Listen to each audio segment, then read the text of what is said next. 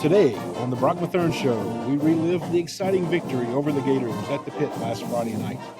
We look at our Players of the Week and Team MVP. We look ahead to this week's matchup, non-district versus the Teurlings Catholic Rebels.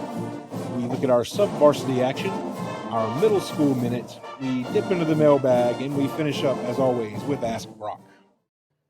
Welcome to the Brock Matherne Show, your weekly all-access pass to EA football.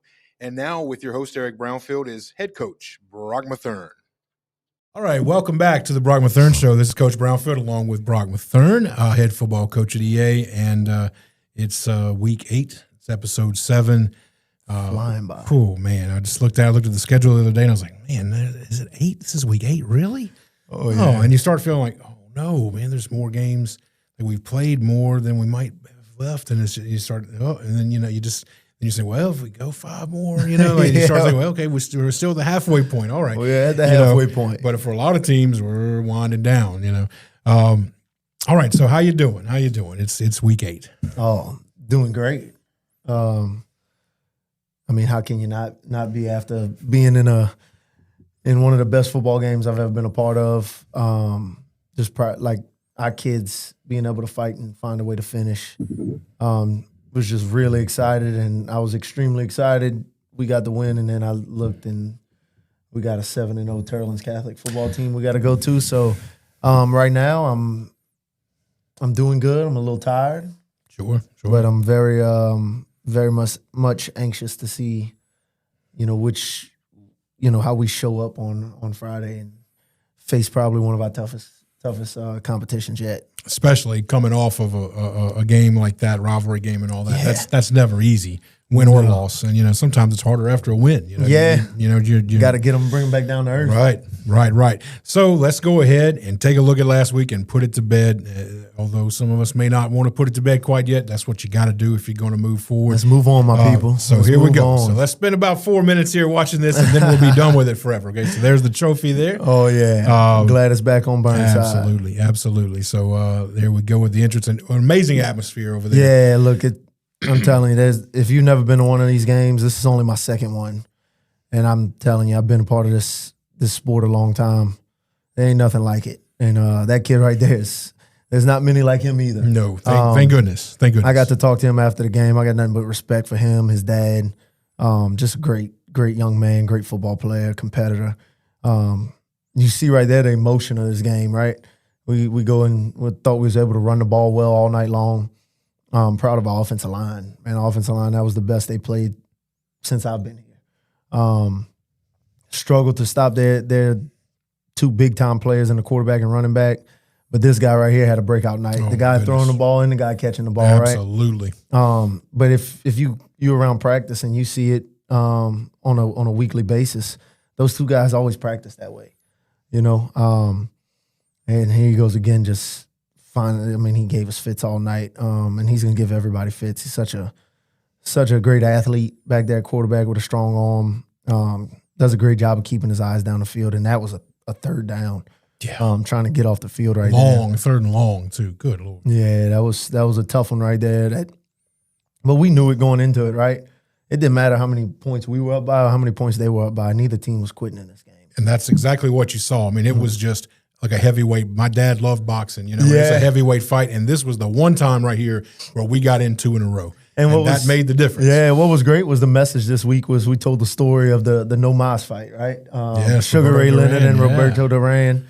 And we told him this is gonna be an elite boxing match, and we gotta, instead of focusing on the outcome, can we focus on the one punch at a time, which equals one play at a time, and just winning that moment.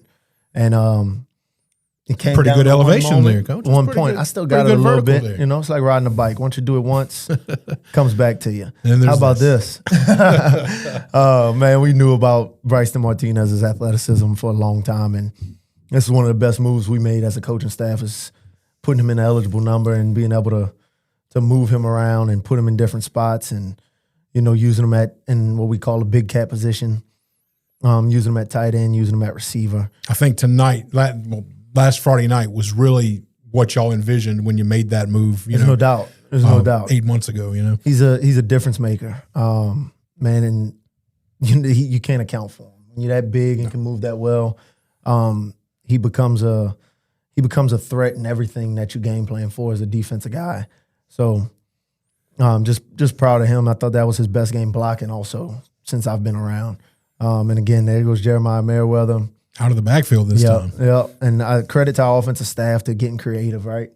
We lose a little bit of our quarterback run game with Zaylen being out and finding a way to snap the ball to one of our better athletes and let him go do what he does. Man, this was another back break. I believe that was like a 2nd and long, a 3rd and long. Man, that time couldn't go out fast enough. Oh, man. And this was, man, you tackle him inbounds and you think, oh, man, maybe. I got to do a little bit of job coaching right there. You know what I mean? You know, tackle him on the field. Yeah, you got a little slow. We need to be a little bit bit slower getting up off the ground. But this is another one, man. He thought we had him in the backfield. He finds a way, and that shows the competitive nature of Seth Babin. But look at what I'm proud of too is you look at our kids on that play. I mean, that defense played with great effort all night. We knew it would be tough to stop them, and we came up with enough stops.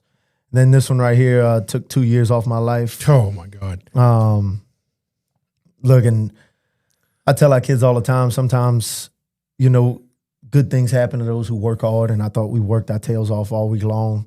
And a big credit to Javon Javius right there. We asked him to play man. He noticed the trick play, gets over there and gets right in between the ball.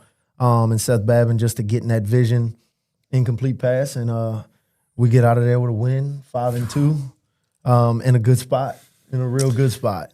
Amazing game, historic game. Yeah. And at the pit, you know, you can't really, until you've experienced it, you can't really explain what that's like. It's so tight. It's so tight. You literally, like I tell this to people all the time, like I get tunnel vision during a game. Like I don't ever hear the band, I don't hear fans. It's just like it's you slow motion of what's going on the field. And, man, anytime we were close to our band on defense and I'm down there, it was like I felt like they were in my ear. Oh, yeah. You can't escape it. But I'm going to say this one last time, and then I'll say it again next year when this rivalry comes back around. There's no better one in the state. The way the communities – the thing I love the most is at the end getting to talk to their quarterback, and then he came back and reached out to me.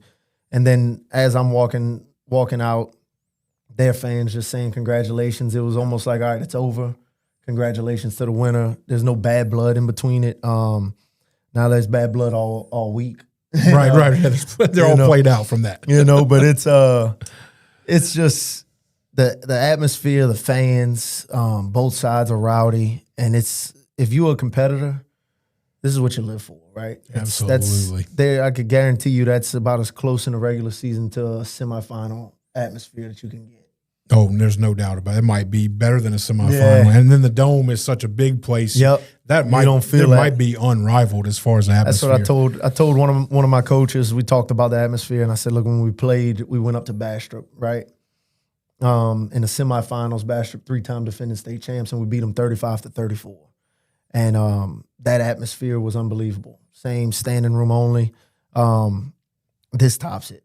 I mean, this is a hostile environment to go to the pit.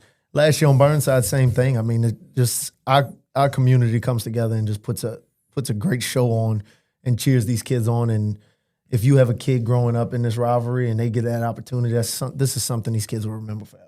Oh, absolutely. I know a freshman came in Friday afternoon and he wanted to go home because his ankle hurt, and I was like, son, you're going to be on the sideline tonight. I know you're not playing, but you need to realize what you'd be missing out on. I was like, we can't let this kid go home, man. That would be such a loss. I know even Coach Sonny Chapanche said he had never been in an environment quite like that, and that's somebody who's been around. Been around this business for a long time. And that was every play's electric, every punt, everything is electric, everything matters.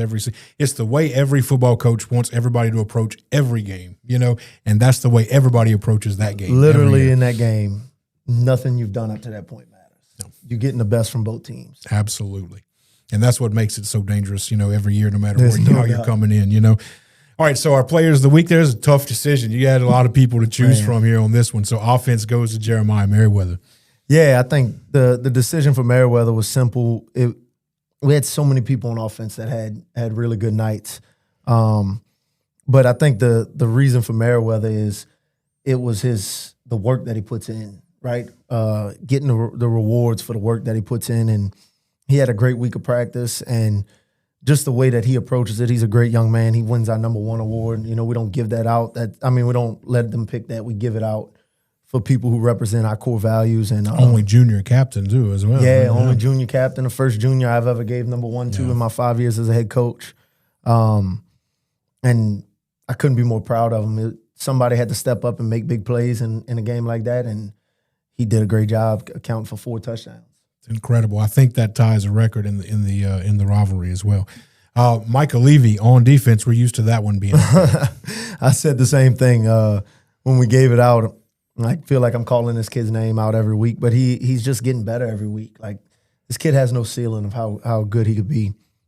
He fit the run all night long, played well, led us in tackles, and then came up with that big interception, which, if you look at moments of the game, that's one of the moments that helped us to victory, right? Oh, absolutely. Gives us an extra possession when neither side was stopping each other. Gave us, the lead in the sense of we have more stops than they got. That means we got our offense the ball more. Being able to return that thing back down into their area, then we get the penalty off the late hit, and we go down and punch it in the end zone and take a 2-score lead, which ultimately led us to victory. Reminder once again, first year in the position, first year in the defensive backfield. Yeah, coming from the front seven, coming from linebacker. Man, it's fun to watch. And finally, special teams. Braden LeBlanc, what you got? Yeah, LeBlanc. We gave this to LeBlanc based off of our #1 core value in the program is effort. Every time you watch kickoff, he was the first one down the field. He made some really big tackles on kickoff, which kept them from getting a big return. Right, a lot of times in kickoff, if things don't work out with our fits, you find yourself in the hardest tackle in football, open field, one-on-one tackle. And you got a kid coming full speed at you. When you play with the effort that LeBlanc plays with and he practices with the same effort, you put yourself in a good position to help the team and make plays. And he did that all night, and there was clearly a lot of kickoffs from both sides. Right. So he was a busy man. He had some good reps at that. All right, and our team MVP, a real special one here. And, somebody who came in second half of Salmon and kind of saved the day. They threw a rough spell there, but saved the day against Salmon. And then a much more disappointing showing against Prairieville.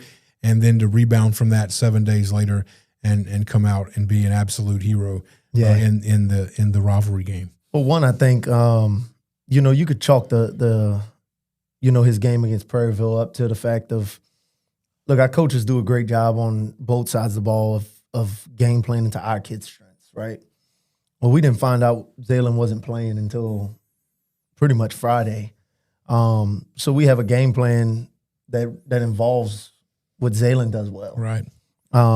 And JJ always prepares as if he's going to play, and then we get a full week of practice knowing that he's our guy going in. And we fit his strengths, and he went out there and he made some big-time throws on the run to convert a 3rd down. But my biggest thing was at halftime. I talked to him about it on Sunday. I've been waiting for that since I've been here. I get tired of hearing my own voice. I get tired of trying to get the kids going, and not that you have to get them going in a game like this, but I spoke to the team at halftime, and JJ stepped up into the middle of the locker room and gave a great talk, and it wasn't guys, we got to get going or we got to do this. It was just like, do your job, execute. We got this. Let's do this as a team together. And just stepped up as a leader. And couldn't be more proud of the kid. Look, nobody deserves it more than him. I mean, when you find in today's age a kid like that comes in, senior, backup quarterback, but practices just as hard as like if he's the 5-star starting quarterback fighting for his life. He gives quality reps every day at practice. He locks in on the game plan as if he's the starter. He's always ready for his number to be called, and he got a full week as the starting quarterback at practice, and it showed. It showed on Friday night. You could say that again. Yeah, very proud of that kid. Absolutely. All right, so that's it. So we're turning when we're going to flip this. It's over. Yes. All right, that's it. We'll see those guys next September or October. And, Finally. Unless maybe we see them in November, who knows? But we'll deal with that when we get there. If we get there, right. And if not, then we'll see them next year. All right. So Teurlings Catholic, not a team that we're incredibly familiar with, at least as a community. Now, staff a little more so, but the community not so much. Is only the second meeting. Last year was the first one, and they are. They're pretty doggone good. Let me just give you one little thing to start off with here. They have scored on their first play in 3 of their 7 games. Oh, we know. Their first play. Oh, we know. They don't have to watch much film to see that. No, look, they're explosive offense. They do a great job on offense of really balancing it out, which makes it difficult on the defense, right? When you don't, like they get in this pistol formation, you don't really know what direction they want to go. You don't know if it's run or pass. You got to be really fundamentally sound and disciplined in your job. And they look that program for years has been just disciplined, physical. They're going to give you everything they got every single Friday night, and just really good kids, And they one of our toughest opponents yet. I feel like I say that every week. We have such a tough schedule, but it's our motto, right? We're not running from competition. We want to run to it. And this is going to be a great challenge, a playoff-like atmosphere. We get to go on the road on an actual road trip. A real road trip, right? You for got to figure out when you're leaving, Yeah, we got to plan this thing out and see how our kids react to leaving school a little bit early, getting on a bus for a long ride, and going into what's going to be a top 10 seed in Division I Select. And go and try to take victory, see where we're at late in the season going into the playoffs. Right now is where you want to be playing your best football. So we're looking forward to this challenge and going out, executing, playing our brand of football. There we go. So, this is a balanced team, a little more balanced. Last year was a run-heavy team we saw. We don't see 20. 20's graduated. Thank God. I'm kind of glad we don't see him. But they're much more balanced this year, and the quarterback we saw him throw a little bit. He had a little flashes of it last year. He definitely he beat us on the run a good bit. Oh yeah, and he's a really good quarterback. And another thing I feel like I say every week is he may be one of the best ones we played yet. But it feels like every week we get tested from that position, and him being a dual threat guy. And I think the thing I learned about him last year is he's just so tough. He's a competitor. He's going to give you everything he has, and if he has to run the ball, he will. He does a great job of keeping the play alive. And look, they're coached up really well. They got a really good O-line coach that I know well, a really good defensive coordinator that I know well. So they're going to give us great technique, great fundamentals. They're going to be physical, and that quarterback's going to present a challenge. But I think it's one that our coaching staff and our locker room is ready to accept. For our Tiger fans out there, his dad is George Munoz, who was the sort of the Burrow whisperer. People behind the scenes know that in 2019. Yeah. He was the one in the film room with Joe all day when Joe didn't have class because he was on online master's program, whatever you want to call it. Yeah, his dad's a great man. So he was the guy in there with him, kind of putting all that together. Now coaching up there in Cajunville at UL. He's recruited a lot of my athletes throughout my years as a head coach. Got to build a great relationship with him, and it's no surprise his son's, at quarterback playing as well as he is. I mean, I'm sure when you go home, they're not watching Netflix. Right. You can always tell a coach's kid. You can always tell a coach's kid, especially at quarterback. All right. So that's coming up Friday night, and we'll get to some final thoughts on that in just a little bit. But before that, we had no freshman or JV game this week. Of course, you're not driving over to Lafayette for that. Yeah. Or actually, they're not coming over here. They would be the road team on that. They're not coming over here for that. And I understand that. That's a long trip. It started off last year when I said I'm not coming up there. Right. Yeah, it's still too far for that. You hope you can find somebody who's looking for a game, and you try to do that. And sometimes it works, and sometimes it doesn't. And it's almost like trying to get a homecoming date. Like they'll you get a commitment, and then all of a sudden they'll back out, and they won't call you back, and that can get kind of tricky. But couldn't find anybody, so we went with the old freshman sophomore scrimmage there. Yeah, which is always kind of fun to see where your guys are at. Yeah, for sure. Look, when we started doing this last year, my first thing was like, man, we got to do this every year. Yeah, we got to find a way to get this in, whether it be a bye week for freshman JV or find a way to fit it in a week of practice somewhere. Man, the best part for me is you watching, and I wait to the very end of the scrimmage when I talk to the kids to tell them this, but I go in there with the mindset of that group is eventually going to be seniors and juniors. That's going to be our varsity team. Absolutely. And we need to, one, as coaches, which I think our coaches loved being a part of this, the kids have fun doing it, but look at it as an evaluation process, right? Where do we have to develop these kids for the next, 3 to 4 years to make sure that when their number's called and they're on varsity, we're a solid program and we're putting the kids in the right places, the right positions, and building our program around what they do well. And, man, the freshmen came out on fire. They came out on fire. They was the most physical team out there. They executed well. And I don't think the sophomores was ready for that. I think they looked at it as a little brother thing, and right. little brother clearly had enough. Freshmen ended up winning 12-0 in a 30-minute game that we played. And, man, again, there was just so many kids out there with bright spots that just played extremely well. Dylan Bouvet, Shamar Chapman, going to be a special kid. And then, we had some kids on the sophomore side, too, that made some plays that you're like, okay, well, that kid we're gonna have to find somewhere to put him on varsity next year. And there's some kids that we know that look, they need a great summer, they need a great off season, and some things we got to build, whether it's in the weight room or whether it's on the football field. But I just love this scrimmage because again, it's the future of our program. It's a meaningless scrimmage when it comes to score, but it means so much to our program to see and evaluate our talent going forward. Absolutely. And it adds a little fun to the week there. It takes a little bit of the it takes the edge off a little bit. Absolutely. And I know those freshmen are always excited about that. All right, let's see here. So there we go. So our middle school minute here, Gonzales is still undefeated. And I found this score out because, and this is a little gripe I have here. I think that, depends on who's covering this stuff, but a lot of times in middle school, these are always women who are reporting these games on Facebook. And like for a guy, I would never talk about a game without telling them the score. Yeah. But like you don't get scores. So No. guys, if you're running Facebook for Gonzales or Central and you're posting about these games, please just put the score on there. I found this out because I turned the scoreboard on And that was the next day, and I was like, resume game? Yes. Yeah. And it comes up. I'm like, okay, there we go. I got one.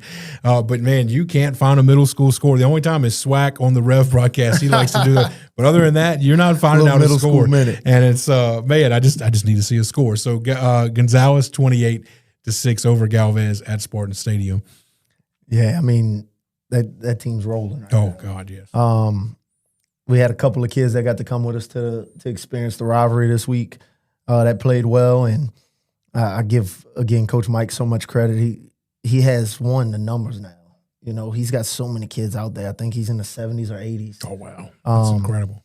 In that program, and he's finding a way to get these guys reps and develop them. And look, they're just playing good physical football. They playing the way we want to play. So kudos to them. And I know Coach Mike is going to have an announcement soon about the middle school. I'm excited about what they got coming up. When the season ends, it's a big moment for those kids, and I know he'll make that announcement soon. Ooh, all right, got a little teaser there. Yeah. All right, I'm looking forward to that. So tomorrow, Gonzales is going, where we just came from, the Pit, to take on the Santa Monica Wildcats. It's actually their home stadium. That's Santa Monica Middle School. So that's their stadium. That's their house. So that'll be a last little chow. I know Santa Monica struggled some this year. Central beat them 32-0. But so Gonzales gets a little away game there, a little taste of the Pit there. I think that's their only time. No, way back. It was way back in September. Their first game was at the Pit. Jamboree. So so now they're going to be back at the Pit to face Santa Monica, and then the big one next Thursday. Yeah, I wish they could move back. I know we talked about this, and it's so let's go ahead and go to Central here. Central unfortunately did suffer defeat for the first time this week. I don't have a score because of the reasons we discussed, but and I understand you lose and the score is less likely to get out there. But Central did fall to Dutchtown Middle last week in Geismar, where we'll be next Thursday night. Yep. And so they need a win. They need a win this week. Tomorrow they'll be at Spartan Stadium tomorrow to take on Prairieville. Have a good bit of our coaches going to that game. I'm bringing my little boys with me. So they'll if you see us on the sideline, Banks and Beckham will be putting on a tackling clinic. But no, just excited to see how this group deals with adversity, losing for the first time. I know that coaching staff has got them, locked in on getting back on track, and they know that they still have an opportunity for a middle school championship. So they have great kids, great coaching staff. I say it all the time, one of the most disciplined middle school football teams that I've seen. And I know coach is going to have them ready to play. So excited to go watch them tomorrow at Spartan Stadium. If you don't have nothing going on tomorrow night, let's go support our Central Middle School and watch them get back on track. Yeah, and if you're going to be at the EA Dutchtown game next Thursday night, it'll be your last chance to see them this year. So we hate that, but there are some scheduling conflicts, and the game couldn't be moved to Wednesday. Friday's Halloween, and you got referee issues on Friday anyway. Yeah, you can't get referees for a varsity game, much less for a middle school game. Yeah, and then the only other option, I guess, would be move it into the next week, and there's a lot. I know there'll be a point in that game Thursday where I'm checking in to see what's going on. So I think what we're going to do is we're going to live stream that game on Huddle Fan, which is all we can do without being there. But that way you can at least see the scoreboard and watch the game live, and the robot will run the camera and follow everybody. So we'll definitely record that game, and we'll live stream that so we can check in on that over there at Dutchtown occasionally there. So might get a final before kickoff. That'd be nice. During the game. Yeah. But and good, of course, good luck to both teams. Hopefully Central, let's pull that out tomorrow, and that'll be a parish championship game next Thursday night, which is a lot of fun. Exciting for the entire community, but really exciting if you're a Spartan football fan. If you got both your feeder schools going at it for the championship, last game of the season. We win either way. Yeah, no doubt. All right, so mailbag. We have a mailbag question this week. This is anonymous, but it's not threatening in any ways. What is the most important thing that comes out of a big rivalry win like we had last week? Yeah, I think bigger than of course it's good to win.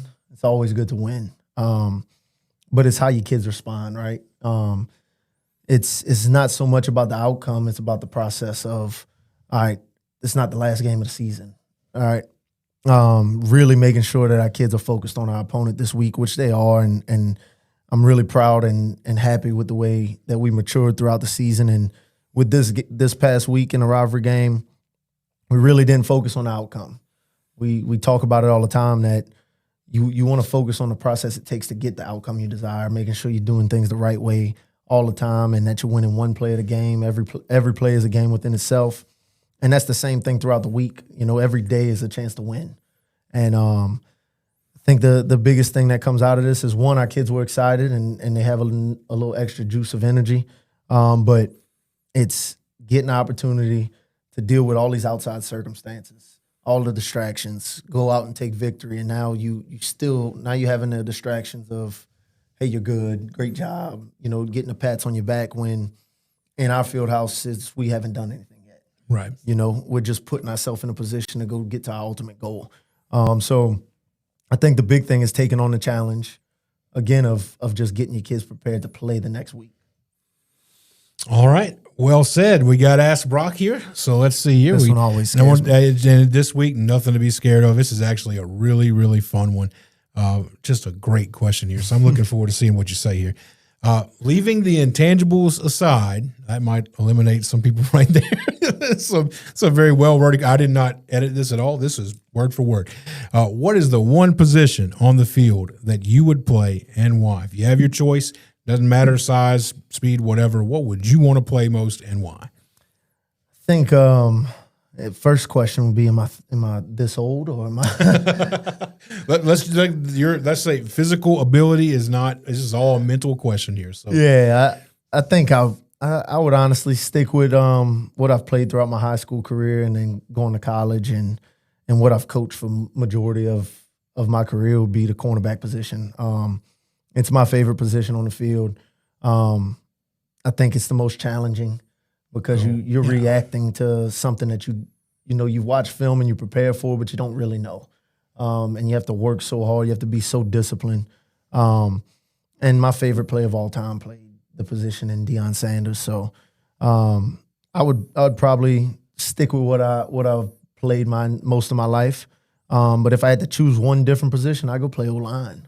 Ooh. I'd go, look, if I could play O-line and you telling me I can pick my size and You know, I'd be 6'7", 330 pounds of solid muscle trying to put people into the stands, you know. But no, I love it because I believe in selfless leadership, and I believe to play the offensive line position is such a selfless position, right? Absolutely. You don't get a ton of credit, but you really are the reason that you either win or lose. You have to do so many things that it's what makes football so special of being a team game. Like everybody talks about the quarterback position, but the quarterback can't get the ball without a great snap. Absolutely. And the play can't function without that symphony of the offensive line blocking and carrying out their assignment. So if I couldn't play cornerback, I'd go play O-line somewhere. What a great answer. And cornerback, man, that's such a weird answer because, you know, half the time the only thing behind you is the goal line. I mean, that's a lot of pressure. Yeah, a lot of pressure. Yeah, you gotta. That's like what makes it so that. much fun. For some people, for other people, just give me inside Let me linebacker. go play kicker. Yeah, let me have a safety behind me, and let me have some guys in front of me, and let's go play team ball. If I had to be at my age right now, I'd be a long snapper. No, I was about to say holder. Even holder, you got to be on your knee, and all that. Yeah. Even that's kind of tricky. A long snapper might be the way to go. All right, so final thoughts here. EA versus Teurlings going across the basin Friday. Final thoughts going into this big non-district test here. Yeah, I think one, Spartan Nation, we need you there. Our booster club has a bus available with some seats available that's going out there. I believe it's somewhere around $40 for a seat. Contact our booster club to get on a bus if you can't make the drive. If you can make the drive, let's get out there and be just as loud as we were last week. We want to get to the point to where our community feels that every game is just as big as the rivalry, right? Because look, we tell everybody inside our field house, we didn't sign up to beat someone, we signed up to beat everyone, right? So we want you to feel that this game is just as important as we feel it is. It has great implications on playoffs. And look, it's a 7-0 program that historically has won a lot of football games, and it's an opportunity for us to take another step in our program. So we excited for the challenge. I know our kids are fired up for it, and we get an opportunity for playoff atmosphere, treated like a playoff week, and get to go on the road, take on a great program, and we're going to need our Spartan faithful out there, loud, proud, and representing Big Blue. There we go. Now, if you can't make it, we understand. EA TV is going to bring it to you through the help of the Booster Club, so we're going to be able to bring that game to you live. We have permission from Teurlings there to stream that game, so you'll be seeing that on social media there the next day or so. We'll be putting all that out there. You'll see all those links. But we want you across the basin in Rebel Stadium. But if you can't make it, we're gonna pick you up. Either way, you can be there in spirit if you can't be there in person. Yeah, cheer on hard in that living room. Absolutely. You can get on the chat, tell us where you're from and all that stuff. That's great. But like we said, if you can make it, catch a ride and get on over there. So until next week, we'll be looking at the Teurlings game and looking ahead to Dutchtown. A little short week there, a little Thursday night game. Put that on your calendars. Thursday night game, October 30th. And we're going to sneak this in, a little cold front coming like next Tuesday, some good Wednesday. Weather. We're looking at maybe some 50s for kickoff. Some football weather. Thursday gets me excited. As a big guy, that gets all of us big guys excited. So until then, we'll see you next week on the Brock Matherne Show. This is Coach Brownfield. Go Spartans. Go Big Blue.